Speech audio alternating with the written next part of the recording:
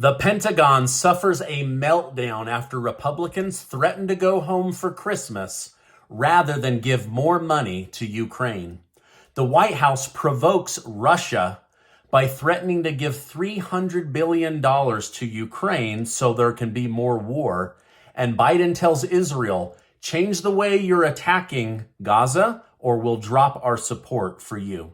Thank you so much for liking and sharing these videos. It really helps me out, so thank you so much. Don't miss my interview from earlier today with Congressman Burchett. He opens up about how Congress is stealing money, how they're getting rich off of the American people, and he talks about the UFO cover-up and shared details that I had never before heard, so I'll link that at the end of this video. Trump's former lawyer, Rudy Giuliani, has just been ordered to pay $148 million to former election workers in Georgia after he alleged that they committed fraud without proving any evidence.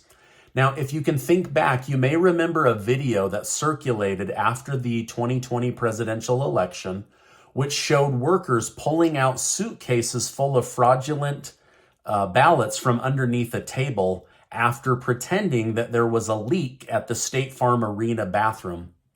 Well, the workers claimed that their lives have been completely ruined after Giuliani went public with his lies, as they received many racist death threats. Now, after the decision was made, Giuliani reported, the absurdity of the number really underscores the absurdity of the entire process. It is expected that Giuliani will appeal this amount, as his lawyer has already stated that this is the equivalent of the death penalty. This would basically leave him homeless for his comments. A bit of a scare took place over the weekend after a car with a drunk driver slammed into one of the motorcades of President Biden.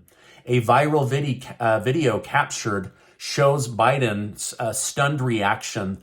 The Secret Service then grabs him and puts him into another vehicle as they arrest the man at gunpoint. Thankfully, they have confirmed that this was not intentional. It was just a case of drunk driving, and the president is completely safe. Over in Congress, Republicans have pushed back against Biden's new border security offer in exchange for aid to Ukraine and Israel. Republican Senator John Barraso shot down the prospect of having this happen before 2023 is over. He said, rushed and secret negotiations with Democrats who want an open border and who caused the current crisis will not secure the border. The American public deserves an open and transparent process, which cannot occur until we return on January 8th of 2024. So basically, we're not doing secret backroom deals. You guys, we're going to go on break. And when we get back, we will talk about this. Well, the White House had an absolute freak out, and so did the Pentagon, because they want that taxpayer money for Ukraine. And they've come up with a way that may provoke Vladimir Putin into war. Now, the White House has seemingly refused to accept the demands from Republicans and has already claimed that more aid to Ukraine will be sent before the end of the year. But where are they going to get it? They're saying there is no more money. National Security spokesman Admiral John Kirby broke the news, but denied to go into detail and explain exactly where the money would come from. Kirby stated, when that is done, we'll have no more replenishment authority available to us. Ukraine still needs our help.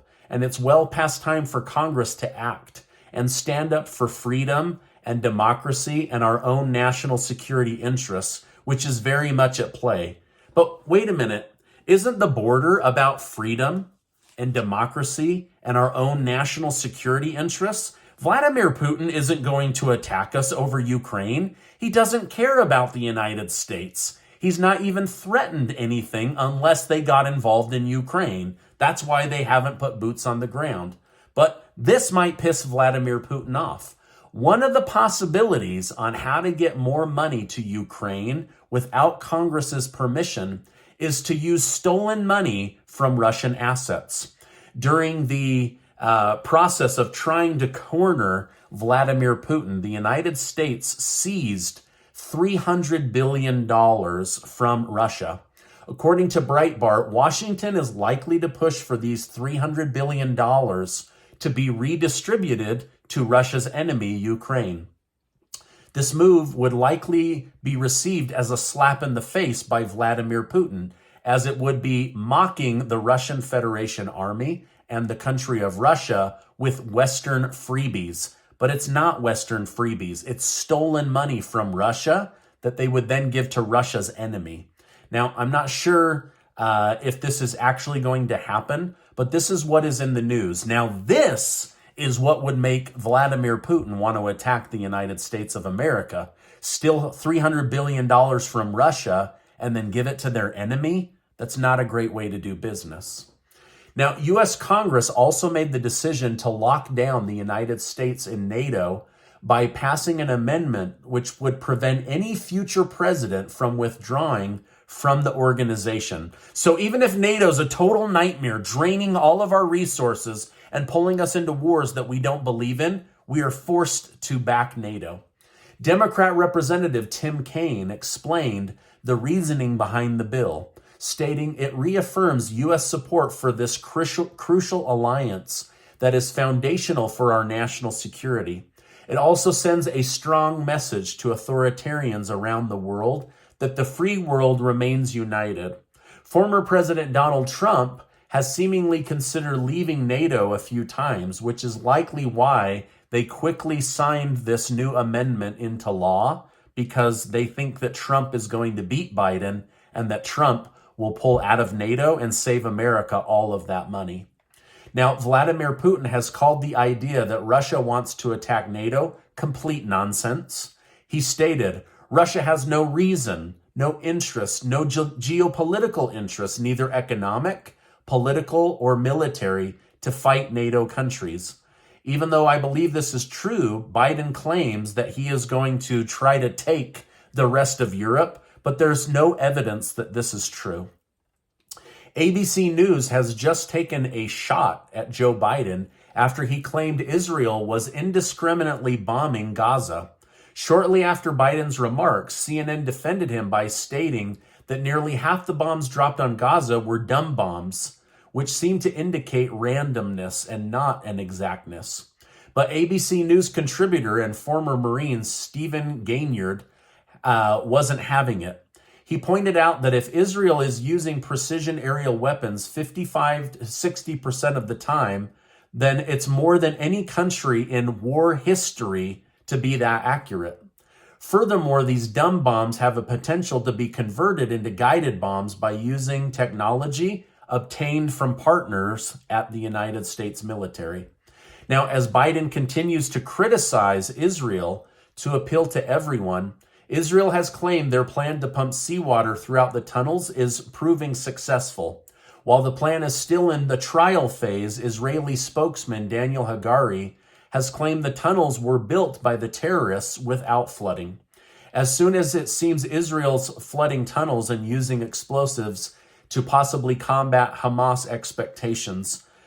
So there's a lot going on in this war. But President Biden is starting to back off on his support for Israel, which is interesting because this war is dividing the Democrat Party. There's a lot of Jewish Democrats, most of them are Jewish, in fact, and they are saying we need to back Israel. But a large percentage of Democrats are saying we need to back Gaza, we need to back Palestine. So it's literally dividing this political party over who to back. Do we back Palestine or do we back Israel? And it seems that President Biden is now leaning more and more towards backing Gaza and Palestine. Now, this is my update for today. As I know more, I will definitely come on and share more with you. Make sure to give this video a like and hit that subscribe button. I'm going to put right here that interview with Representative Tim Burchett, where he opens up about how Congress is stealing your money, about how they are covering up the UFO situation. So I'll leave that right here. Hey, thank you so much, and I will see you on the next video.